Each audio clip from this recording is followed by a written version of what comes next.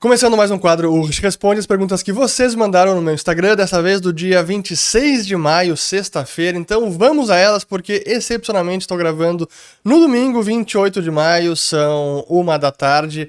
E a semana foi bem complicada, acabei publicando um vídeo hoje de manhã cedo, mas foi um vídeo curto e não o de perguntas e respostas. E que eu gravei sábado, ontem à noite, porque realmente... foi uma semana bem atribulada, mas cá estou e tem várias perguntas, então o vídeo vai ir ao ar hoje domingo mesmo, no final do dia. Então perdão aqueles que não conseguiram lavar as louças com um vídeo mais longo. Mas vamos ao trabalho. Primeira pergunta aqui do meu amigo e colega de Liberta, Anderson Jäger, perguntando que horas vai ser o churrasco. Ele é um grande assador de Uruguaiana, Rio Grande do Sul.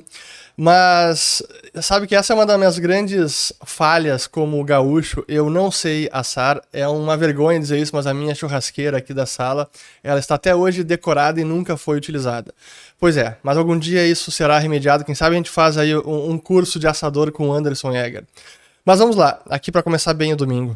Aqui é do Thiago. Esse governo tem futuro? Veja as atitudes dele, moro na Argentina e minha renda vem do Brasil. Pois... relativamente, o governo da Argentina é mais problemático do que o brasileiro, ou as circunstâncias políticas, econômicas e sociais hoje na Argentina são bem mais difíceis de resolver do que no caso brasileiro. Mas ainda assim, você tendo renda no Brasil e vivendo na Argentina, precisa se precaver, precisa ficar atento.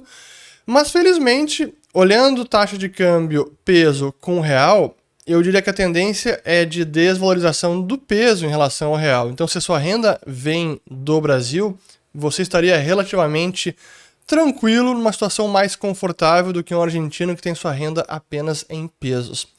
Mas, como sempre, tem que ficar atento. Aqui do Vitsante. Qual empresa está se aproveitando melhor do boom das inteligências artificiais? Qualcomm, Nvidia, AMD ou TSM, que é a de Taiwan? Olha, por tudo que eu tenho lido, a empresa que está mais bem posicionada para aproveitar esse boom e está aproveitando é a Nvidia, porque os processadores que ela fabrica são os mais utilizados para rodar os algoritmos de inteligência artificial. E o boom no papel da Nvidia está surreal. Esse ano é uma das empresas que mais se valorizou.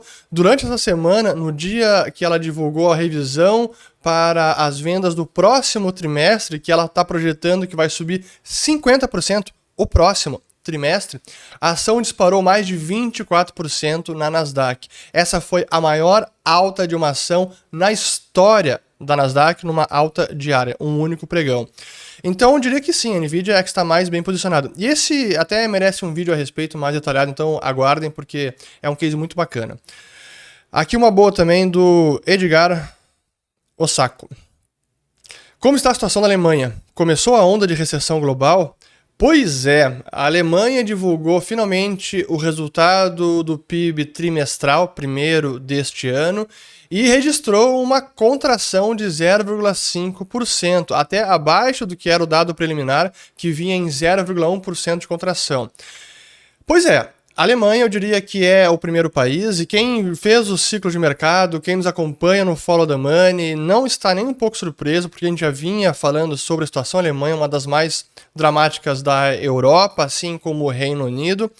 Só que o caso da Alemanha é impressionante como uma potência industrial exportadora está minando uma das principais fontes de competitividade de qualquer economia de um país, especialmente uma economia baseada na indústria, que são as fontes energéticas.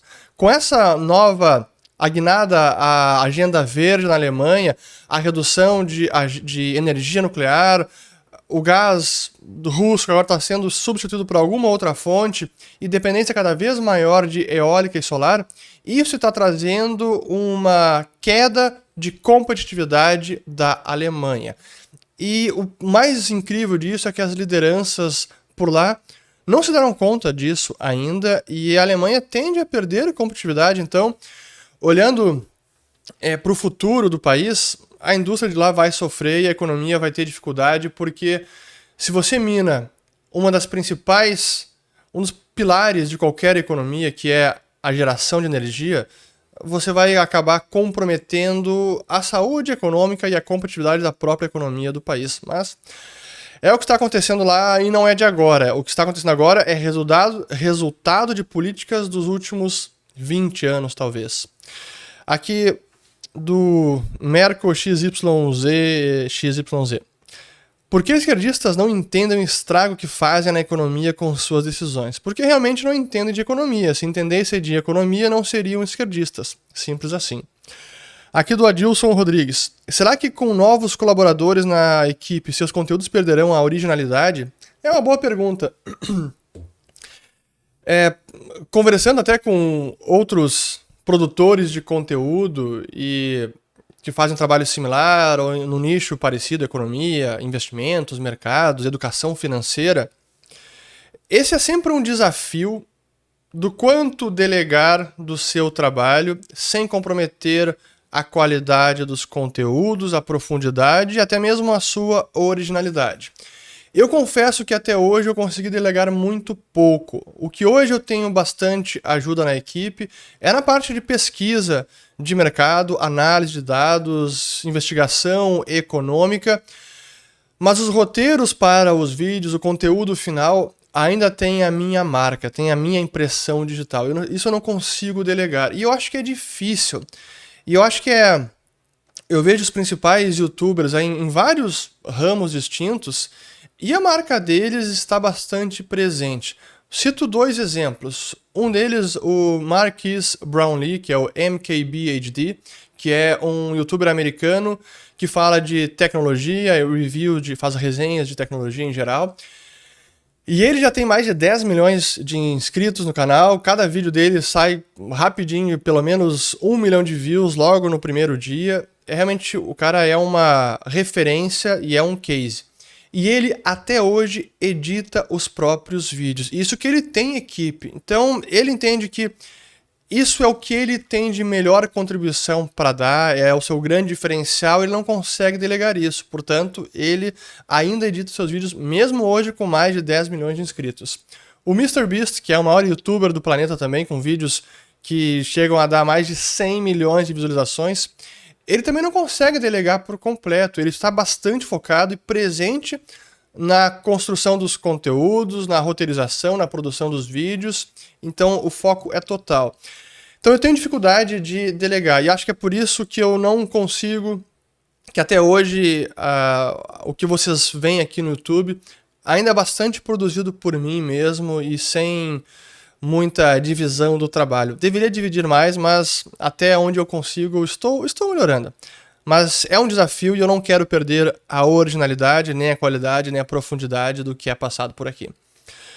Pois bem, aqui do Adilson Alves Terra agora. Qual é a chance da Globo ser estatizada? Isso representa algum grau de perigo? Não, a Globo, eu falar Globo é fogo, né? A Globo não precisa ser estatizada, não acho que vai ser estatizada, porque honestamente, assim, a mídia mainstream, ela costuma ir em linha com o estabelecimento político. Então, para que estatizar a Globo? Não tem nenhum... Do ponto de vista do governo, dos políticos, não teria nenhum upside de fazer isso. Não precisa. A Globo e talvez outras redes de TV, isso vale para os Estados Unidos, para outros países também. Mas é um desafio moderno ter uma mídia realmente independente e crítica do governo. Para mim, toda a imprensa deveria seguir a mesma lógica que eu sigo. Hay governo, sou contra. Tem governo, sou contra. E é preciso criticar. No momento que a imprensa, seja ela qual for, começa a acariciar, afagar e só elogiar e realmente não criticar, é um sinal de problema para a democracia do país. Aqui do oficial, Fer Bruno. Calabouço aprovado. Adia mais a queda dos juros ou o contrário? Olha, eu diria que não adia mais a queda dos juros, e a gente já está vendo os juros caindo. Nessa última semana, alguns vértices dos juros futuros chegaram até abaixo de 11%, lá em DI 27, DI 28.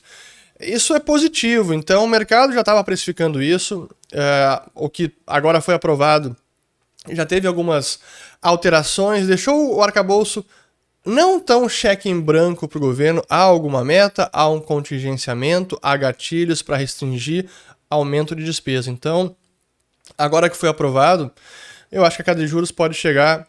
A queda de juros futuros já chegou, está acontecendo. A taxa básica deve acontecer no próximo semestre.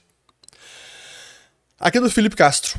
Quais suas indicações para o brasileiro que mora fora, Suíça, começar a investir? Começar logo, para ontem. Busque corretoras que consigam acessar os principais mercados do planeta, começar pelo mercado americano. Encare os países emergentes como o Brasil como uma aposta arriscada, de diversificação, com uma baixa exposição na sua carteira. Especialmente se você for um brasileiro que mora fora, que não tem intenção de voltar ao Brasil, que está formando, acumulando seu patrimônio aí na Suíça, e a sua vida está aí. Então, se você não tem intenção nenhuma de voltar ao Brasil, diminui ao máximo a exposição ao Brasil. Não tem por que ficar exposto ao risco Brasilis. Muito bem, aqui análise do holder. Acha que teremos mais correções no SP500 ou já caiu tudo que tinha para cair? Para mim não caiu tudo que tinha para cair, tem bastante espaço para cair na minha avaliação.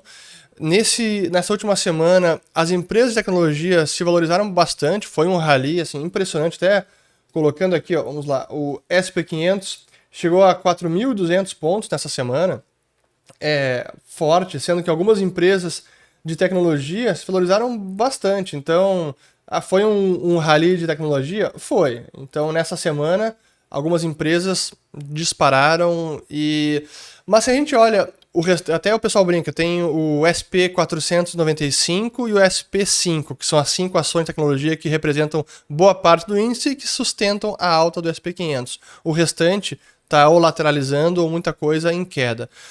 Mas, para mim, a conjuntura econômica, possível recessão, queda de lucros, para mim exige cautela ainda e eu não aumento exposição no mercado acionário americano. Aqui do William Wack. A redução dos impostos para as montadoras é uma boa alternativa para a alta de preços? É claro que não. É um mero paliativo, populista. Eu falei sobre isso no vídeo de hoje, de manhã, domingo, onde é similar ao que a gente viu lá com a Dilma, acabei não mencionando isso no vídeo, onde, se a gente relembra lá o passado, lembra que até saiu uma capa da Veja que chamava O Choque de Capitalismo da Dilma. Isso foi 2012. E era uma aberração porque não tinha nada de capitalismo, era dirigismo puro e duro. Só políticas intervencionistas, pontuais, isoladas, sem uma estratégia macro, tentando estimular um ou outro setor, reduzindo o imposto aqui, aumentando o outro lá. Sim, uma excrescência em termos de plano econômico sustentável. E a gente tinha também esse tipo de redução pontual, como foi o estímulo que deram para a linha branca, reduzindo os impostos também da linha branca. Então vamos lá, geladeira, eletrodoméstico. Agora está com as montadoras ou nos carros populares, que de popular não tem nada. O carro popular, entre aspas, aqui custa mais de 70 mil reais, 80 mil reais. É uma loucura.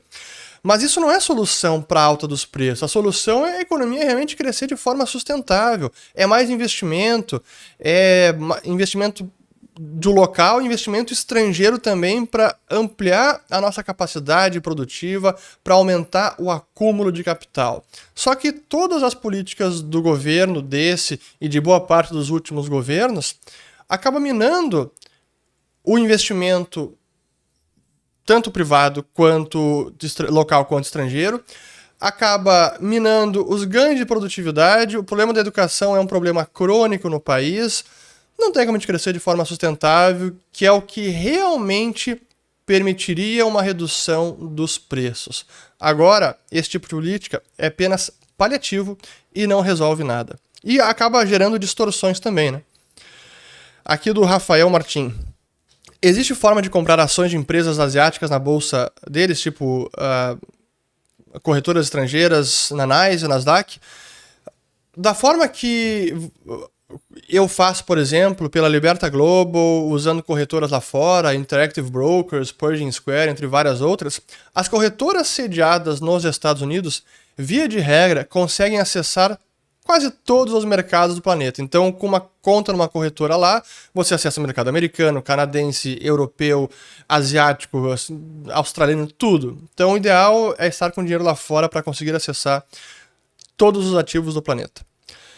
Aqui do Rocha Oliveira, W. Rocha Oliveira. Quais consequências no Brasil dos ativos do Brasil caso ocorra o calote dos Estados Unidos?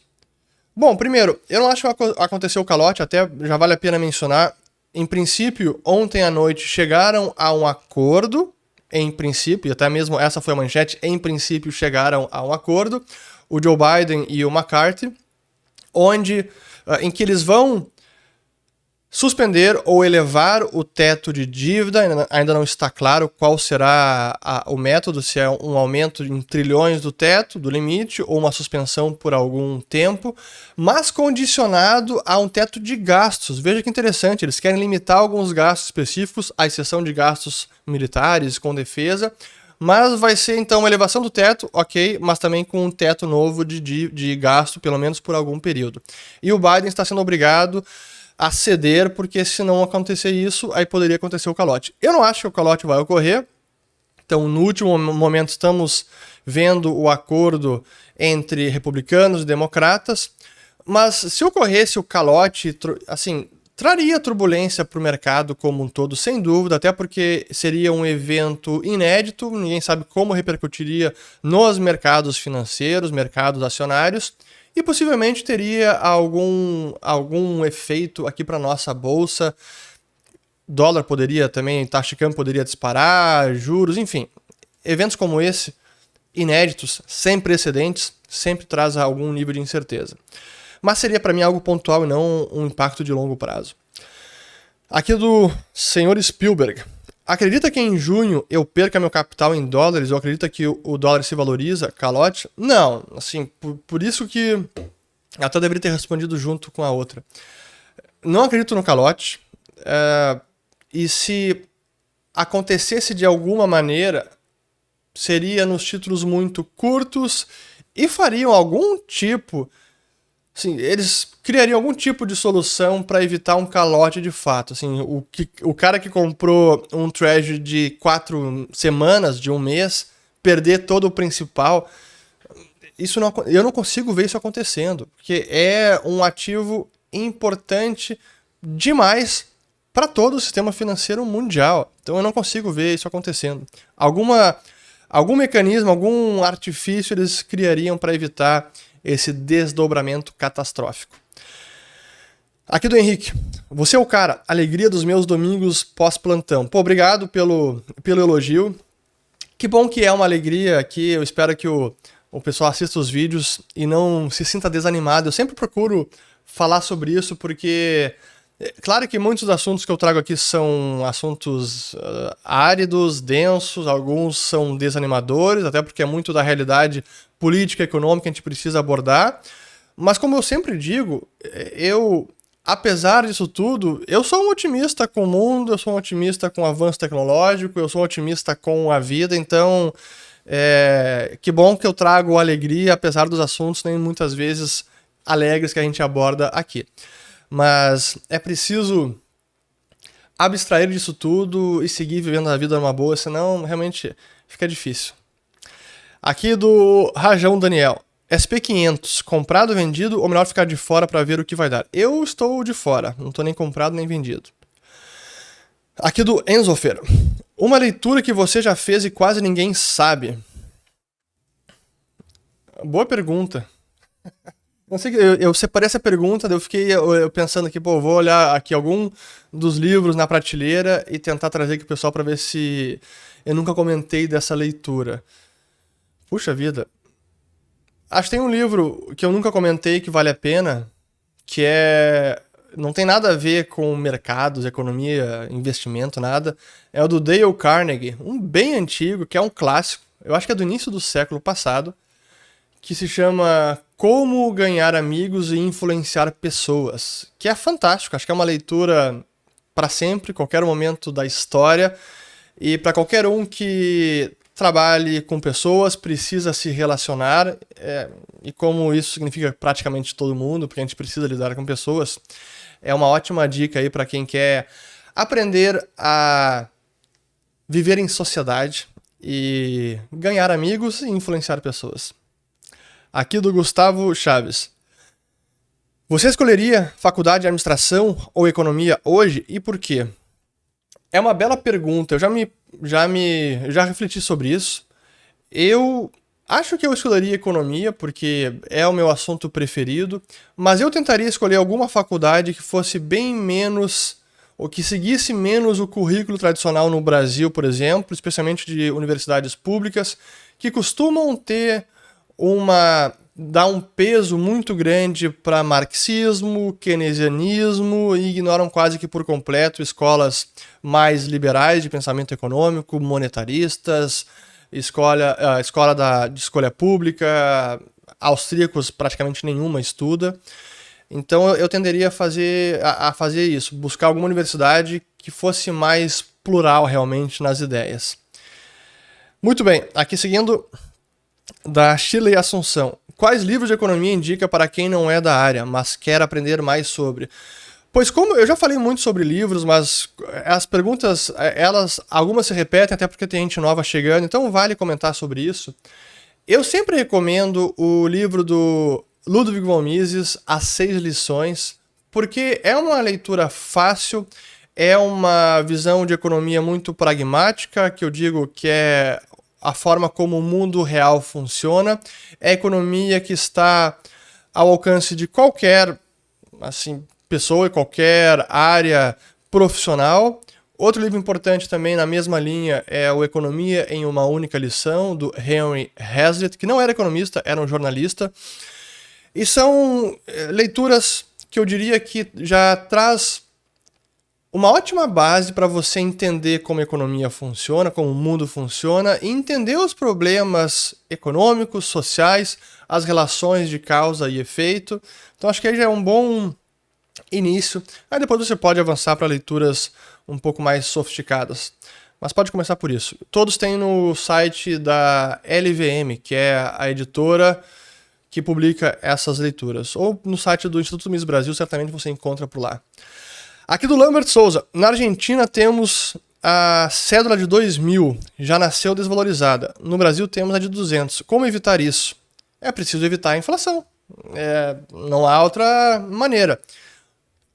À medida que o dinheiro vai se desvalorizando, o governo, Banco Central, Casa da Moeda, é obrigado a imprimir cédulas de denominação maior, porque senão isso trava a economia, porque não é possível transacionar, acaba sendo inviável ou impraticável transacionar com um bolo de cédulas para fazer compras do dia a dia. Isso na Venezuela aconteceu, no Brasil do passado já aconteceu, na Argentina estava acontecendo, e eles esperaram até o último momento para finalmente introduzir essa nova cédula de 2.000 pesos. Só que logo vão ter que introduzir uma nova, porque a inflação lá está comendo solta. E o Brasil já teve esse problema, porque até comentei sobre isso no podcast Os Sócios, lá do Bruno Perini, da Malu Perini, com a Josiane Reis, que era sobre a Argentina e o Brasil. E eu falei que há sempre uma preocupação do governo, do incumbente, em não admitir o óbvio que a moeda se desvalorizou muito, perdeu o poder de compra, e espera até o último momento de ter que introduzir uma nova nota, porque aquilo é admitir que fracassou. Uma nota de denominação maior, especialmente em países com uma inflação elevada, como está agora na Argentina, é sempre a assunção de que fracassou, porque precisa novas cédulas de denominação cada vez maiores. Então é uma questão de ferir até o orgulho da nação, do governante, e por isso ele espera até o último momento. O Brasil teve esse problema quando tivemos a nota de 500 mil cruzeiros, que foi lá em 93, se eu não estou enganado, e a próxima denominação seria de 1 milhão. E é humilhante ter que imprimir uma nota de 1 milhão. É o reconhecimento total do fracasso completo. Mas eles decidiram a introduzir uma nova moeda corta zeros. Até eu não lembro nesse caso se foi uma nova moeda ou se foi apenas cortar zeros. Confesso que tá me falando a memória. Mas como é que se evita isso? Evitando a inflação, não tem mágica. Aqui do Daniel Vieira. A primeira vez que um carro elétrico é o mais vendido no mundo é um Tesla. Vai ter comentário? Claro que vai ter comentário, e aqui está a pergunta, sempre provocando. Pois é, a gente teve nessa semana, até eu compartilhei no Twitter, uma tabela com os carros mais vendidos no primeiro trimestre de 2023. E o Tesla modelo Y foi o primeiro. O segundo até não lembro qual era. Até deixa eu lembrar aqui, já que estamos gravando ao vivo, como sempre, para mim é ao vivo. Deixa eu colocar aqui o meu Twitter e vamos lá. Aqui foi bacana essa tabela aqui, ó. Vamos lá. Ó, cá está. Então aqui temos, deixa eu até dar um zoom aqui, ó. Primeiro carro, o Tesla modelo Y, 263.479 unidades. E o segundo, o Corolla da Toyota, com 244 mil. Primeira vez que o Tesla ultrapassa o Corolla e se torna o primeiro do planeta. Qual é o comentário? Cara, fantástico. Acho que é uma tendência os carros elétricos ganharem mercado. Agora, resta saber se isso será sustentável. Mas, bacana. É a Tesla ganhando mercado. E vocês sempre tirando sarro aqui da minha cara quando a Tesla sobe o preço da ação, ou a empresa dá mais lucro do que esperava, ou bate recorde de vendas. Mas ainda continuo com a minha visão crítica da Tesla, da narrativa sobre a Tesla e do preço da ação, mais do que os carros em si. Aqui do Marcel Rink, que eu tive uma passagem curta de trabalho com ele na época do Banco Industrial e Partners. Foram, acho que só uns 4, 5 meses, eu acabei saindo. Foi um período de transição para mim. Mas ele pergunta, quando vai tomar um café com os mortais? Pô, você tem que mandar mensagem por WhatsApp, não pelo Instagram. Então basta fazer o convite que a gente toma um café. Aqui do Alexandre Macchiori. Qual será a mínima da Selic quando? Bela pergunta, excelente pergunta, até para refletir melhor sobre o momento atual.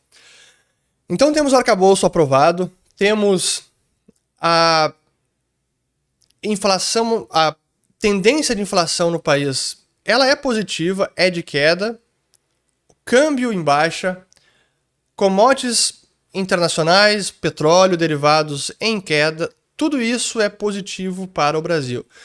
Então significa, positivo para a inflação, isso significa que o Banco Central logo pode baixar a guarda e começar a sinalizar, olha, juros podem cair. Não acredito que vai fazer isso já nessa reunião, poderia pelo menos sinalizar, reduzir não acho que vá, mas já pode fazer nas próximas. Mas até quando? Digamos que na reunião depois de junho, acho que é agosto, aí começa a redução da Selic. Qual vai ser a Selic terminal nesse ciclo de frouxidão monetária, de expansão monetária? Agora temos um entrave maior, porque o piso para a Selic acaba sendo a taxa básica americana, que hoje está em 5,25%. Uma coisa era reduzir a Selic quando o juro americano estava em 0, agora está em 5%, então elevou em muito a barra. Isso, na minha avaliação, frustra reduções maiores da Selic. A Selic pode ir para 7, por exemplo, 7,5%. Honestamente, acho que não. Por conta agora do juro americano. Então, se a gente imaginar esse ciclo de queda de Selic que deve chegar no segundo semestre, eu diria que iria lá para os seus 9%, 9,5%, mas muito menos do que isso já começa a ficar arriscado porque espreme o diferencial de juros entre o Brasil e os Estados Unidos. Então agora nós temos esse piso, a barra ficou mais elevada por conta da taxa básica de juros mundial, que é a do Fed, é a do dólar. Esse é um impedimento a um ciclo de queda da Selic mais expressivo, como certamente Lula e o governo gostaria, como qualquer um gostaria, na verdade. Mas esse é um obstáculo agora, que não tínhamos nos ciclos anteriores, porque a taxa básica americana estava em zero. Por exemplo, na época lá do Ilan, quando ele deixou o Banco Central, a taxa americana estava em 2,5% e depois caiu para 0%. Outros tempos. Aqui do Gabriel Luiz. Em algum momento nos seus investimentos do Legacy, você se confronta com a moral e a ética? Eu adoro essas perguntas provocativas. Essa aqui certamente é de um Bitcoiner. É esse pessoal que se refere a investimentos tradicionais como investimentos no Legacy, o sistema tradicional legado. E vamos lá. Para mim, onde você deve se confrontar com questões éticas e morais, certamente para um libertário, é quando você está financiando o Estado. Por exemplo, comprando títulos do Tesouro, fundos que compram dívida pública e tudo mais. Mas no restante dos investimentos, para mim não há nenhum dilema moral e ético. E por isso que eu discordo completamente dos bitcoiners que defendem a ideia de que se você investir em ações de empresas ou renda fixa corporativa, você está financiando o legacy, o governo e tudo que está aí. É uma visão completamente errônea, na minha opinião. Investir em ações de empresa e renda fixa de empresas não significa nenhum dilema moral e ético. Acho que aí os bitcoiners que pensam isso estão pecando bastante. Mas enfim, investimento no tesouro público, dívida pública, sem dúvida que há um dilema ético, mas é importante você pensar não apenas, estou financiando o governo, mas pensar também no seu dever fiduciário, no seu dever com os seus familiares, com a sua empresa.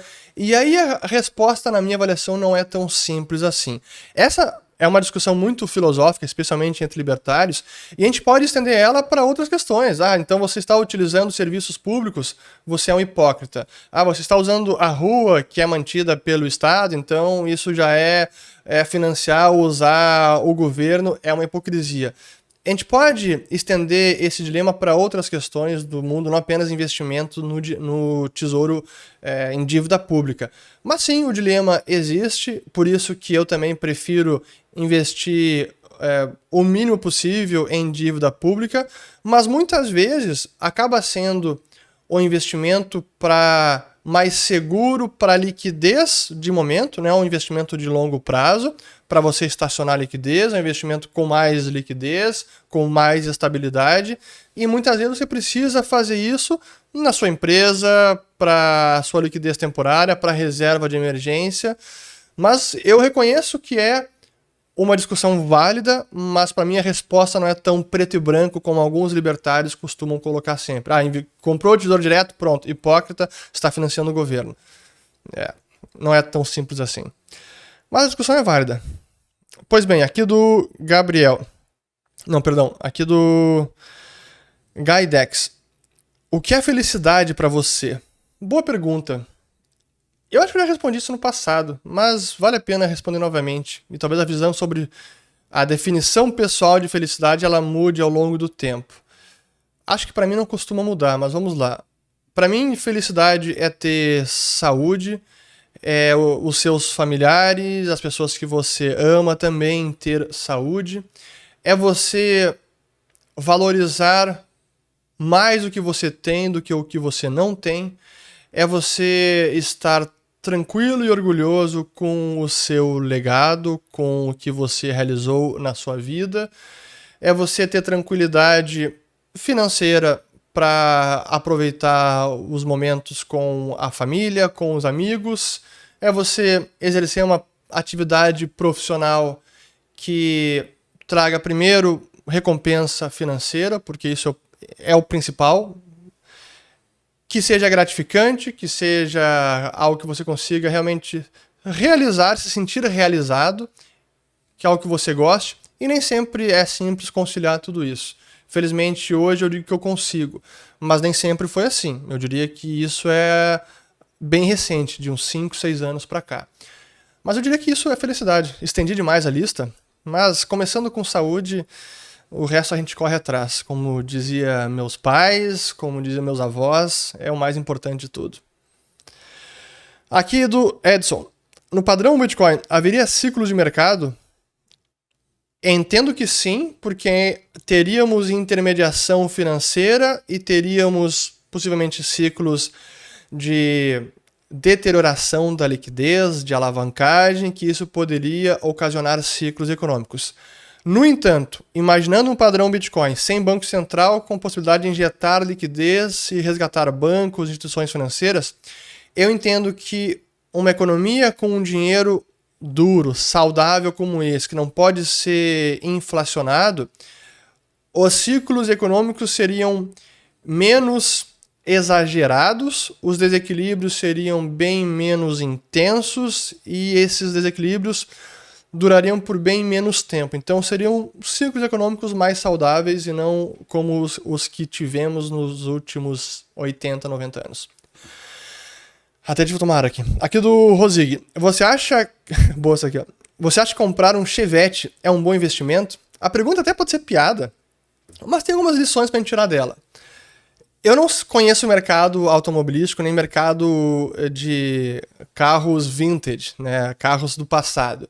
Mas talvez seja um bom investimento, dependendo do preço. Talvez hoje o Chevette seja algo demandado, já que não fabricam mais. Tem aqueles saudosistas do passado que gostam de carros antigos, carros brasileiros, e que talvez haja um preço de mercado relevante que eu nem tenho conhecimento, e talvez você então possa comprar um Chevette, consertar ele, reformar por completo, renovar o carro e vender por um ótimo preço. Então, pode ser um bom investimento, não tenho a menor ideia.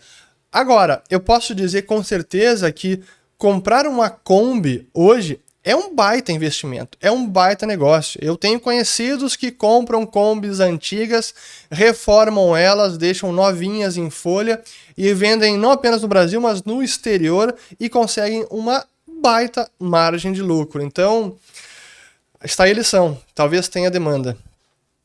Aqui do Felipe Vitalino. O que achou do piloto do Real Digital?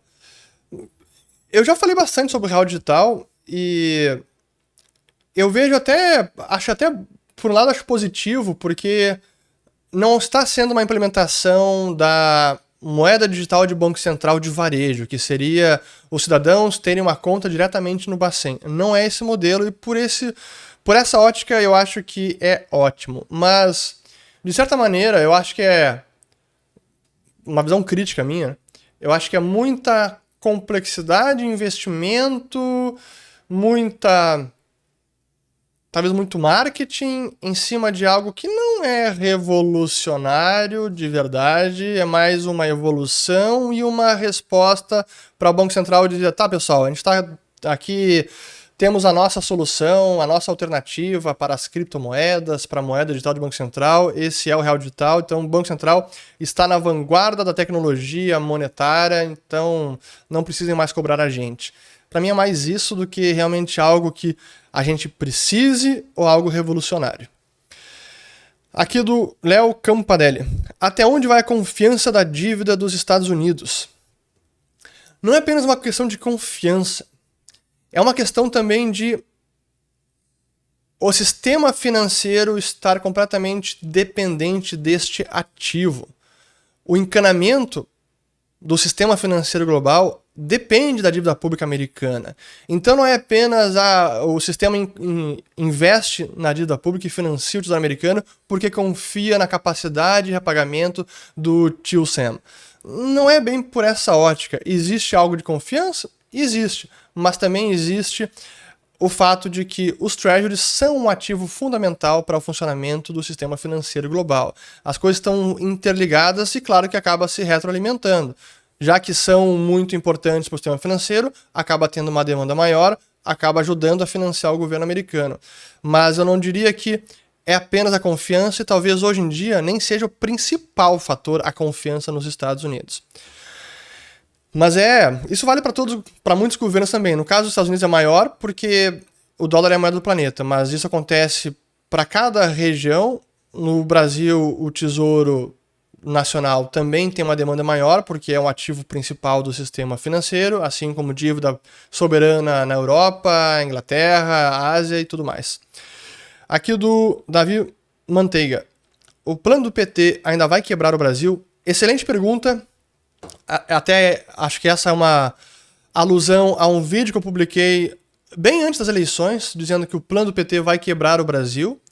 E eu mantenho o que eu afirmei, que caso o plano do PT seja implementado na sua totalidade, sim, ele vai quebrar o Brasil. Só que isso não acontece da noite para o dia. E, felizmente, como eu disse no vídeo de hoje de manhã, sobre o populismo macroeconômico, na prática, as circunstâncias estão impedindo mais intervencionismo e esse populismo descarado. Não que eles não queiram, mas a realidade do Congresso, a realidade política, a opinião pública está impedindo medidas mais, digamos, nocivas para a nossa economia.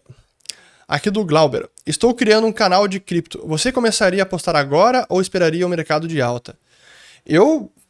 Até essa é uma dica para qualquer pessoa que queira entrar no YouTube e começar um canal. Comece para ontem, porque você vai ficando cada vez melhor ao longo do tempo, então você precisa praticar. Começando logo, você também vai criando um acervo de vídeos que depois, se o canal ganha tração e começa a ter mais popularidade, as pessoas que começam a te seguir também vão buscar os vídeos passados, então tem um conteúdo passado para as pessoas ficarem dentro do canal consumindo o seu conteúdo. Então eu diria que comece para ontem, porque a prática é o que realmente vai deixar vai fazer de você um bom comunicador, para que você consiga melhorar a cada vídeo o conteúdo, a comunicação, a dicção, a oratória, a capa do vídeo, a thumbnail, o título, enfim, tudo. Então comece para já. Não espere alta de preço e sim vá logo. E sempre sabendo que esse é um mercado nichado. Isso é importante quando você escolhe o setor, o ramo que você quer criar conteúdo. Você, dependendo do setor, você pode limitar o alcance. Então, cripto é algo nichado. Claro que já está muito mainstream, mas ainda é nichado. Aqui tem mais alguns, vamos lá. Rodrigo, deixa eu até ver como é que tá de tempo. Caramba, já tá muito tempo. Vamos lá, correr rápido aqui então. Aqui do Rodrigo B. Cota. Acredita ser loucura comprar títulos da dívida argentina? Estão valendo lixo. Tem fundos que compram porque acreditam que já está valendo tão pouco que você pode, em qualquer notícia, um novo acordo com a FMI, reestruturação de governo, Alberto Fernandes caiu e entra alguém mais sério, vai conseguir fazer as reformas, os títulos podem se valorizar bastante. Então, mas é uma aposta altamente especulativa. Aqui do Rudy Kamonzek. O que explica essa alta do índice Nikkei batendo altas máximas? Chegou a vez do Japão brilhar? O Warren Buffett comprou empresas japonesas. Eu diria que é mais o fato de muitas ações do Japão estarem extremamente subvalorizadas. Assim, o preço estava bem depreciado. Tinha empresa que valia menos do que o caixa da empresa. O valor de mercado menor do que o caixa da empresa. Isso pode ser uma das explicações. Mas vale um vídeo mais longo sobre o tema. Aqui da Beatriz Oliveira. Quanto tempo demorou para você ver a subida da curva exponencial dos seus investimentos? E aqui uma semelhante também. Lelé Tomé.